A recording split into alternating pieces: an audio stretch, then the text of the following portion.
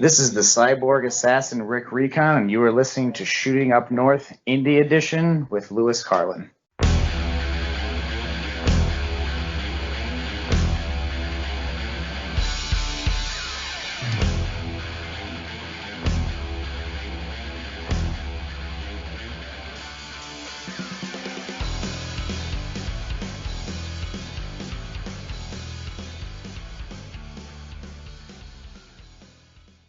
Hello and welcome to Shooting Up North Indy Edition. I am your host, Lewis Carlin, and today we have a very, very special guest. He has a huge match coming up September 5th against the cowardly Blaze Haram, and we're going to talk about that, among other things. Very happy to welcome to the show the Cyborg Assassin Rick Recon. Rick, welcome to the show, man. Thank you very much for having me. My pleasure, my pleasure. So I was going to start with some introductory questions, but you know what? Let's get right into it because I saw the video yesterday. You're at the gym working out, you're cutting a little promo, and you were blindsided by Blaze Haram. So why don't we talk about that? First off, how are you feeling after that attack? Because he hit you with that barbell when you were on the weight bench, and that looked like a pretty bad shot. So how are you feeling after that attack? I'm pretty stiff. I'm pretty sore. Like I can take a beating. You know, I can take and give ass whoopings, but I'm feeling it today. Like my whole neck is it's he definitely hit me right. Honestly, you know, he had a clear shot considering he got me from behind. So my neck is super stiff right now. Like I'm all sorts of taped up on my neck right now. So. Yeah, I mean, you're working out. You're saying a few words, and he's, you know, he's such a, it's just a cowardly attack, in my opinion, by Blaze Haram. So, what do you have to say? What do you have to say? I know Blaze Haram took an interest this interview. He was responding to the Facebook post. So, what do you have to say to Blaze Haram after that attack? Like you want if he wants to come find me, he knows where I am. Clearly, he knows where I'm going to be. So, like, well, I don't see why he doesn't just get up in my face about it. Like, this isn't the first time I ran into this jackass either. Like, I've ran into him before. Like, we've crossed paths at the Bronx Wrestling Federation like a year ago, and you know, he got up in my face, and I threw him into a chain link fence. Like, see, that's why. See, at least he learned something. He learned that if he comes face to face with me, I'll beat his ass. So he decided, okay, well, I'll just hit him from behind when he's not looking. You know, that's just how he is. He's disrespectful. He violates everyone that he comes across. It doesn't matter who it is. Like, he doesn't give a damn whether you're, you know, whether you're an indie guy, whether you're, you know, a major TV company. He really doesn't care who it is. Like, that's just the attitude that he has. He's a prick, quite frankly. Yeah, I mean, he actually knew like I said, he knew I was going to be interviewing you today. He sent me a message that he wanted me to give to you, so I'll just read what he says. He wanted me to tell you that he plans to rip you apart on September 5th, and it's something that you got to get used to. He says you're a bitch-made bozo who's going to have to be sipping his dinner with a straw when he's finished with you. I'll let you respond to that. Okay. Sipping my dinner when he's done with me. Okay, that's funny. Well, anytime that we've ever crossed paths, whether it was triple threat, fatal four-way, tag matches, I've always beaten him. He's never beaten. He never has. Granted, this is now a true one-on-one, so you better bring everything he's got if he even wants to come out of that alive. Because see, here's the thing: is not see people understand the hatred that we have for each other. They're already getting it. So BCW is not the only place that wants to see this fight. There's another place that we're actually scheduled to fight the week after, Titan Championship Wrestling. It's also in New Jersey. It's not actually that far from where we're going to fight on the 5th. But honestly, that match might not even happen because I'm planning to make sure he doesn't get there. That he doesn't walk out of BCW, that he's a one and done at BCW, that he's in and out. He'll just be another in the long list of revolving doors of opponents that they feed me and I just destroy them. Like, that's what I am. Like, you know, I'm not called the Cyborg Assassin for nothing. Like, if nothing else, I'm the Terminator of the independents. You feed me anybody, you give me anybody, they don't make it out. They're never the same afterwards. And Blaze Haram is not going to be any different, you know. And what's funny is, you know, he called me a bozo. Well, what happens when this bozo beats him? Does that just make him a bigger bozo? Does that just make him a bigger Yeah. clown? You know what I mean? Like, that's the problem with him. He doesn't seem to understand that. I get it. He's trying to make a name for himself, so he decided to pick, you know, the workhorse of this area, the up and coming workhorse of this area. And you know what? I mean, I'm a heck of a guy to try to make a name against, but it's just not going to happen. So me and him are going at it. This isn't going to be a wrestling match. This is going to be fight. This is going to be a fight, beginning to end. Yeah, I really hope that you put the guy in his place, man, because he was on my show a couple of times, very, very disrespectful. And I is there any way that this match going to be streamed anywhere? I'd love to see you destroy this guy live on September 5th. And is it going to be streamed anywhere, or is it going to eventually end up on YouTube? Would you know? I believe the event, I'm not sure if it's live, but I know it's going to be put on Fight TV. Okay. Fight TV app. So I know, you can search BCW or Recombination Wrestling, and it'll be up again. I'm not sure if it's live, but it will be put up. It will be available, and it'll definitely be worth, just for this match alone. It'll be worth getting and watching. I mean, the rest of the event is going to be fantastic. Like, I'm not selling anybody else short, but just this alone should put everyone on notice. Just this fight alone. All right, man. I'm looking forward to it, and I'm glad it's going to be on Fight TV. I'm definitely going to check it out. So let's actually steer away from Blaze Haram. I think we spoke enough about that disrespectful idiot. So let's go back. So let's go back to the beginning for Rick Recon. At what point in your life did you decide that you want to become a professional wrestler, and why? Why did you make that decision? Well, I made that decision because I wanted to be able to give what the professional wrestlers, what the superstars of the past gave me, which was moments, and gave me emotional responses to their matches or the moments that they would give. That's why.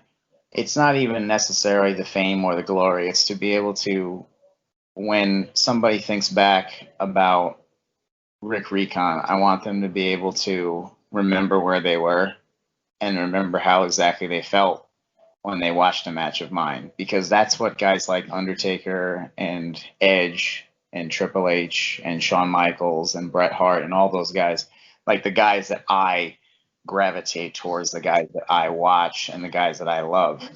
Those are the guys that are, they gave me moments, they made me feel for them. They made me even cry. Even as a cyborg, yes, I can cry. Like, I just want to be able to give that back to people. And as far as when it started, I didn't, like, here's the funny thing is, a lot of people always talk about that they grew up a professional wrestling fan, or they watched it with their dad when they were like 4 or 5 years old. That wasn't me. I got into this really late. I was like 16 when I started watching wrestling. Oh, wow. Okay. And I probably would have gotten into it sooner, but my mom hated it. She thought it was trash.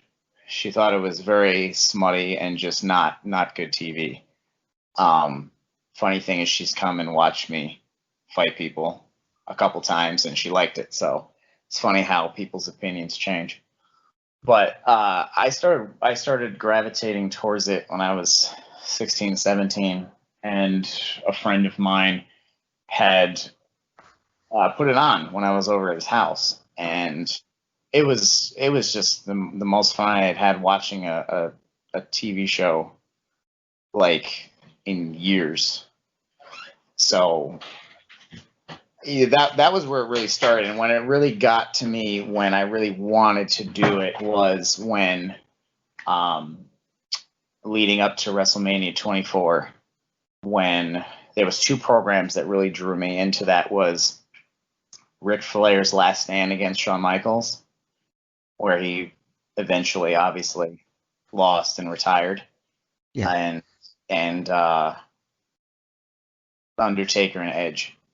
because Undertaker and Edge have always been my two favorites since I started watching it. They were the guys that I wanted to emulate the most, and I gravitated to the most. So both of those did it for me because, Flair going under to Shawn made me cry, and Undertaker winning the title made me cheer. So I said, this is it. Like, you have this all in one show. I want to be able to do this.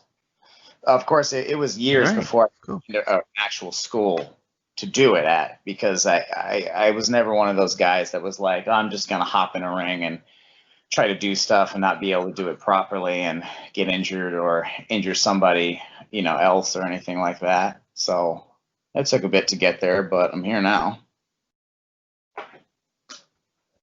Yeah, I was gonna ask. So, when you first started training, was it as difficult as you thought it was gonna be, or did you take to it rather easily? It was as brutal as I expected it to be. It was physically much more physically demanding than I had expected, because up until that point of actually doing it, I have done body. I went from one end of the spectrum to the other, where I had done bodybuilding competitions, had dieted and gotten in decent shape, to then doing powerlifting. And, I wouldn't say I was in bad shape, but I wasn't also in great shape either. I was just strong. That was about it. And then I went to the school that I ended up training at, which is Extreme Wrestling Alliance. It's in Albany, or run out of Albany. The head trainer was Shockwave the Robot, and that's the guy who trained me. That's the guy who built the foundation for the Cyborg Assassin. So I do owe him a lot for that. But it was brutal. Like, I remember going, and it was like me and, I don't know, 10 other guys that started. And after 2 weeks, like, I was the only guy left out of that group of guys.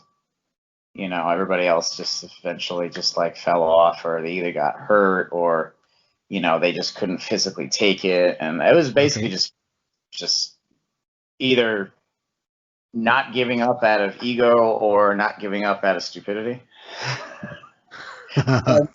or a mix of both. But I think that's what really started building the Cyborg, was right there. Was just not stopping and not giving in to wanting to go home. I said, no, I'm not going to do it. Even if you want me to go quit, I'm not going to quit. So how did that first bump feel when you took your first bump? Well, yeah, did I know I've asked this question to a lot of wrestlers. I get all different types of answers. Some felt nauseous, some felt like they were going to throw up, some felt okay. But how did you feel after taking that first bump? It wasn't as bad as some people, as it is for some people. It helped that I was in shape. You know what I mean? You're back bumping, and if you have back muscles, if you have a thick back like I did, it's not as bad as it is for some people who don't. But it is a bit of a jolt when you first take it, because you're not used to it. You're not expecting that. You're expecting more bounce, and there's not as much bounce as people expect there to be. And what was funny is the trainer kept giving me shit, because I would bump and it looked great, but my feet never left the floor. So basically, my feet would never leave. They're like, you look like Gumby. Like, you're like the move. And eventually he had to just like prick me so my feet would come off the floor, and that seemed to work.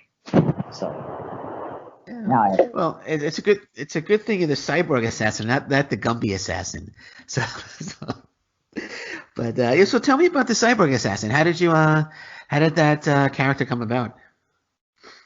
Well, it kind of evolved, because that wasn't exactly who I was when I first started. It wasn't too far off. It wasn't like I went from like, I don't know. I've seen some weird gimmicks, dude, in my time. There's this one guy I wrestled with who was like 500 pounds, and he basically was like the giant baby.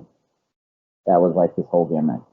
I mean, you could find him on like Trash Baggers or whatever somewhere online. But I started out more as like a super soldier because I was really, as everybody Okay. looked at me and was like, "You look like the Winter Soldier. You look like Bucky Barnes in Captain America." And I always thought that was a really cool character anyway. And I always had liked Marvel superheroes, Batman, stuff like that. So I was like, all right, well, I tend to be a lot tougher than a lot of people anyway, and we always take a lot more abuse, and I'm stronger than a lot of the guys that I'm up against. So wouldn't that make sense as a super soldier? You know, I would just come in and destroy people and throw them around, and it it worked. And I went with that, and it slowly began to evolve as people were like, "Ah, you're like a real machine," you know. And then my my love of Terminator and any movie with like Arnold, I, Yeah. I'm an Arnold. I will profess to anyone that I'm not typically a mark for anything, but I'm absolutely a Terminator mark. Always have been, always will be. Some of my favorite films, and more of it became as I went along. It became less that I was. It became more that I was just this machine, this human machine that just. I built myself. I built myself through training in the ring for weights. I I built myself to be a machine because I wasn't genetically gifted to be, you know, strong or fast or agile or anything like that at all. I made that. I built that. So I basically am a self-made machine. So that's legit. That's how I've seen it, and that's how it morphed from being the super soldier to being the cyborg, and it became the cyborg assassin when I became part of a squad known as Fusion, which is Okay. yeah, that's Japanese. That's where that's what Fusion is. That's Yeah. I was going to ask you about the Super Soldier because I'm on your YouTube page, and I see Super Soldier Rick Recon against the Abdominal CPA. So I was going to ask you about the Super Soldier. But you've answered the question. So yeah, there you go. So let's talk about the first match you've ever had. When did you feel that it was time that you were ready to have your first match, and how did it feel being in the ring for the first time? well, I can tell you the first match I had, I was not ready to be in the ring. Well, I was, but man, it was definitely like you could train all you want, but there's nothing like being live in front of people.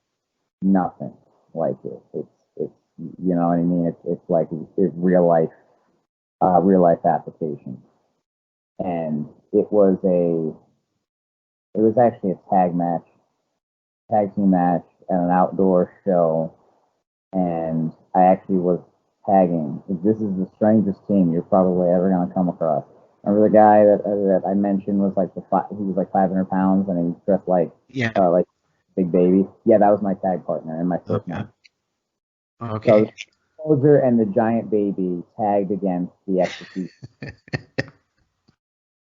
It was memorable in so many ways and so many bad ways, but it definitely got in a sense, it got those first match jitters out, that adrenaline. I got to learn to ride the wave of adrenaline and use it as a tool rather than as a hindrance. And that's what separates amateurs from pros. Everyone who gives a shit about this and wants to be the best and wants to perform at a high level, we all get adrenaline because we all feel it. But it's can you use it to your advantage, or are you going to let it have you crumble and mess up? And that's the difference. That's what separates the men from the boys in this business. Or one of the things, I should say. But that was definitely one of the first ones that kind of got those jitters out and say, okay, I love this. Let's do this. Let's do this for real. So, any chance I could get, I would go out on the road. Any chance I could get, I would do the drive to work whoever, wherever, traveling anywhere, working just about anybody, just to hone my craft against, and like I said, tons of different people of all shapes and sizes and backgrounds, because I really want to do it for real. Well, yeah, I've been watching some of your matches on YouTube. You've had some really good matches against some top stars: Simon Gotch, Mario Baccara, Just Incredible, Ben Hameen. Oh, it's just great matches. Do you have a favorite match? What is your all-time favorite match that you've had? That's pretty hard, I would say. But if it's funny that you bring up Simon Gotch and Mario Baccara, because there's a match I had with Mario Baccara. It wasn't the one that's up on YouTube. That one's definitely up there with one of my favorite matches. But there was one that we actually had at the Monster Factory that I never got the tape for. But it's a toss up between that and the match I had with Simon Gotch, where as far as my favorite matches I've ever had, because Baccara pushed me. He pushed me and pushed me to make sure that I was where I needed to be and to give absolutely everything. He taught me to bring the intensity. Simon Gotch taught me to think in the ring and to not do everything like cookie cutter, pre-box bullshit that half of guys run, where it looks like it's like a dance. Like this is pro wrestling. This is not ballet. Like everybody says, they always say that. They go, "This is professional wrestling. It's not ballet." I don't know, man. It looks like a dance routine out there half the time. Maybe struggle, maybe fight a little bit. Maybe somebody will actually believe you that you're a real wrestler or a real athlete. Then that's the guy that gave me that attitude, was Simon Gotch, and I absolutely, or Grim as he goes by now, I absolutely thank him for that. Even though I still want a really good match. Yes, I still want to kick him in the face again, because he really went at my arm, and I felt it for a couple weeks afterwards. So I would very much like to go at him again, because I've definitely upped my game since then. But that match to me was actually one of the wake-up calls that, man, you don't know as much as you think you do. So let's put in some work, boy, and let's get to work, and let's improve. And you know what? Tell you what, I have, and people are going to see that September 5th. Yeah. So I asked you about favorite opponents. Do you have a dream match? Who's your all-time? If you could pick one opponent to step in the ring with, say tomorrow, who's that one opponent? And it could be dead or alive. One opponent to step in the ring with. One opponent, I'd have to say, because I have a list too. I have a list I could rattle off too. But if I truly had to pick one, gun to my head, Will Ospreay. Oh wow, yeah, very very top, incredible talent. Do you watch New Japan Pro Wrestling? That's almost all I watch.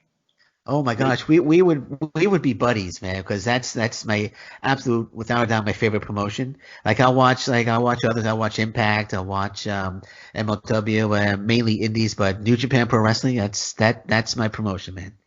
Yeah, to me, the bucket list more than, I'm not gonna get that egotistical or that prideful, but on the bucket list, obviously, most people have, the main event of WrestleMania. That's kind of like the one that everybody puts on their list of, oh, that would be great to have and work towards. But man, to me, more than anything, is the main event of Wrestle Kingdom. To me, that means more than a main event of Mania. Just because of the level of guys that you have to have gone against to be at that level is insane. It's insane. Just absolutely, man. Okada, that's all you gotta say. That's the main event.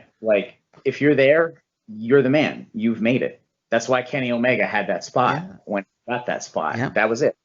So, but yeah, I mean, of anybody, I would have to say Will Ospreay because that he's insane. The man's insane. However, what's funny is I've enjoyed his matches more as he's become a heavyweight than before when he started putting some size on, because then he started putting in like the work. Like I'm not against aerial stuff. I'm not against flips or anything like that. I can get fancy too. But I think some of his best stuff is when he had to go up against guys that made him really work, made him really wrestle. Like when he'd go up against Okada, or to me, my favorite match, I think my favorite match of all time, or at least non-WWE, was Will Ospreay versus Shingo Takagi at Best of the Super Juniors 2019. Yep. Match. Fantastic match. I just saying that, I get chills from. I watched the match 20 times. I get chills to the finish, regardless. Because absolutely.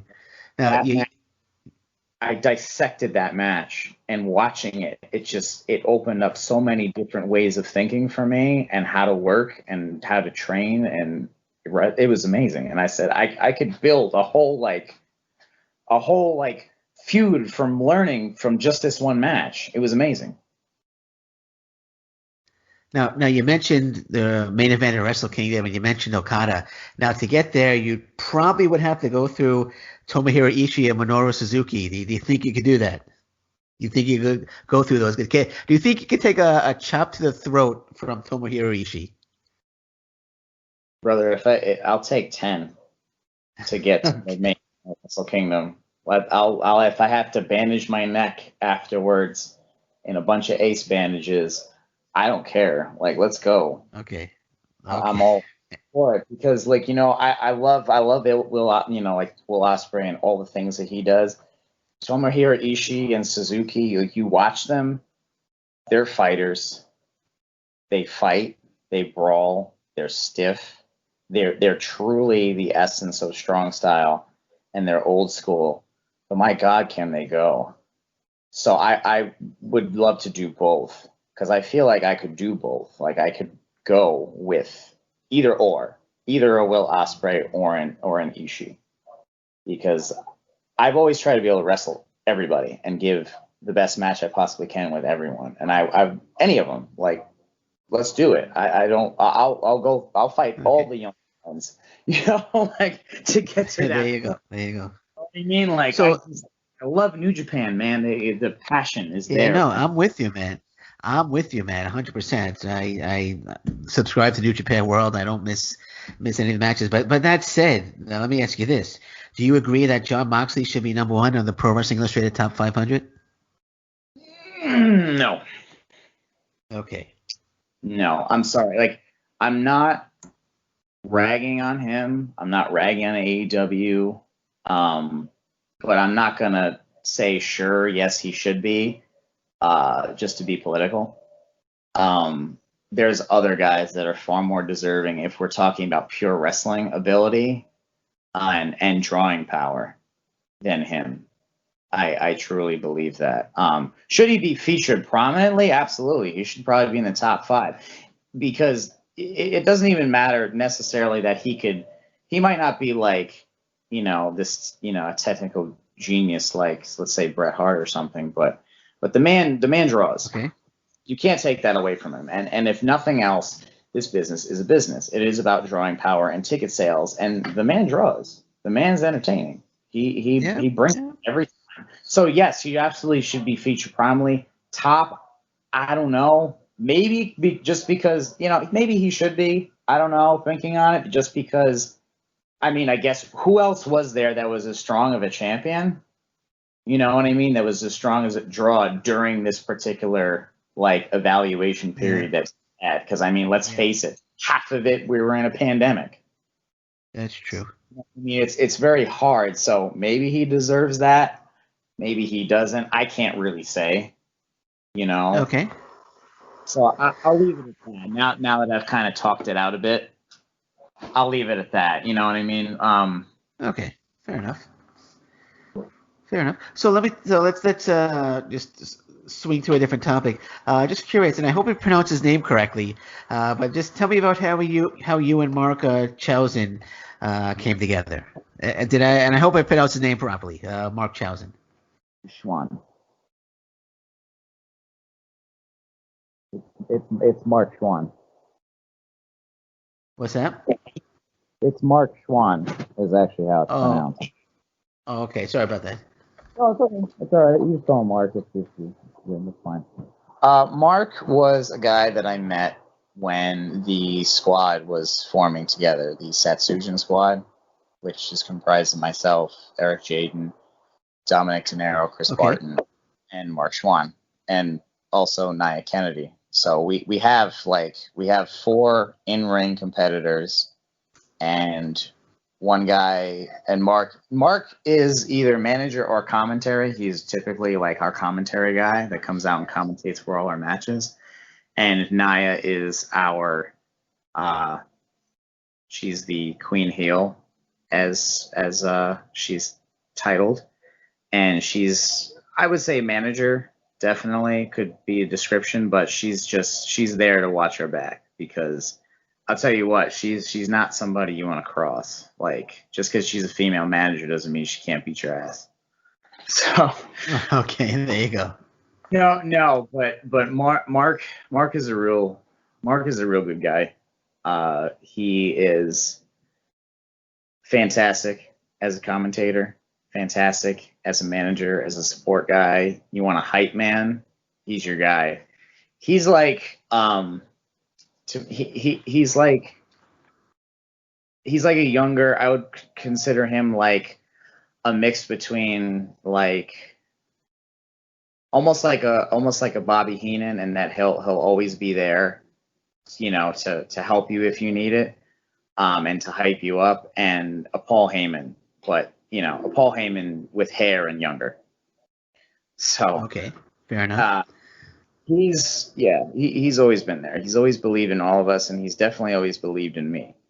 So like when he says he believes that I'm the future, and the future of recombination wrestling and any other place that I work at, that I fight at, he believes it. He's not just saying it. He's always one of the guys that has supported me 100%, no matter what. All right, and Mark, if you're listening, I apologize sincerely about pronouncing your name wrong. I sincerely apologize, Mark. I hope you don't hold that against me. I truly am sorry, Mark. I feel a little embarrassed now that I pronounced it. I should have researched that before I did the interview, but I do apologize for that. Nah, he's all good. He's pretty understanding. Okay. He's also, just to kind of put him over a little bit, he's actually a full-time actor, and he's actually really good. He's actually really good, and I don't see why he hasn't been cast in a much bigger role on a bigger movie or TV set than he has. So I'm just gonna put that over for him. But yeah, the guy's always had my back, always supported me from day one, ever since I met him. Okay. So we spoke about September 5th. You got that huge match against the coward Blaze Haram, but also September 12th. I see that you're booked on TCW Broken by Design. Do you have an opponent for that yet, or not yet? No, it's Blaze Haram. Oh, it's Blaze Haram on September 12th as well. He's followed me again, though he'll say I'm the one following him, but they see. Titan management, TCW management, has obviously seen the hatred we have for each other and the heat we have against each other. So what does heat do? It sells tickets. They know it's going to be a fight. I've worked for Titan before. Like, they already know who I am. They have been well established as one of the top faces of their company. So, they want to see and challenge me, because I said, well, give me the best you have. Give me the best that's coming in. I don't care who you have to pull in. I'll fight all of them, and I'll take every one of them on. And they said, oh, well we have Blaze Haram, who who we've just signed to a match. Want to fight him? I said, sure, I'll fight him. I'm already fighting him anyway. You might have to get a replacement for him if he doesn't make it past the 5th. But okay, I'll fight him again if I have to. I don't mind taking another piece out of him. All right, yeah, no, actually, he seems to be sending me a message now.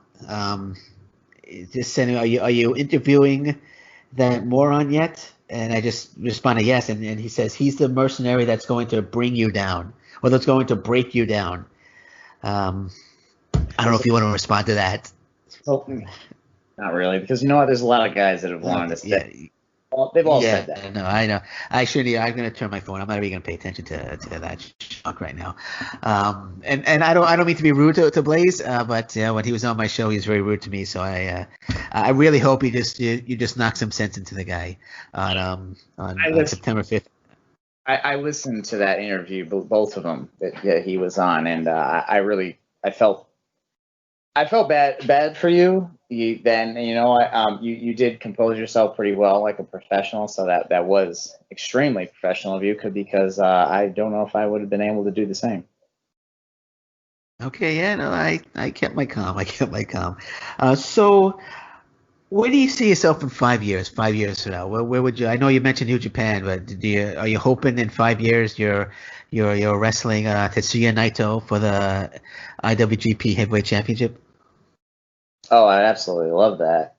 I mean, that's the ultimate goal, is to be in Japan in 5 years, possibly. Even if it is New Japan, All Japan, Noah. There's so many fantastic promotions that lead to New Japan. There's also over here in the States, there's now New Japan Strong. Yep, right? Absolutely. I've seen some fantastic talent on that, both from Japan, and then also a lot of them that live in the States are here. I've seen, Jay White made his return and all that. That's actually a guy that somebody has said, they looked at me and they said, "You look like an American Jay White." And I'm like, "Oh, thank you." I mean, I'm just trying to be me, but thank you. That's a awesome guy to be compared to. But yeah, that or MLW is another one that I would love to work for. I know I've worked with and know quite a few guys that work with MLW, like Richard Holiday. I've actually fought him in a triple threat before. Okay. I've been on several shows with him. I know him for a while back. I'd very much like to work with him there in MLW, just because they put on fantastic programming, And no, I'm not kissing their ass right now. They actually do put on great programming. Okay. I agree. Jacob Fatu is a fantastic talent. They're champion. Listening thinks that I'm doing that. No, that's not how I roll. So,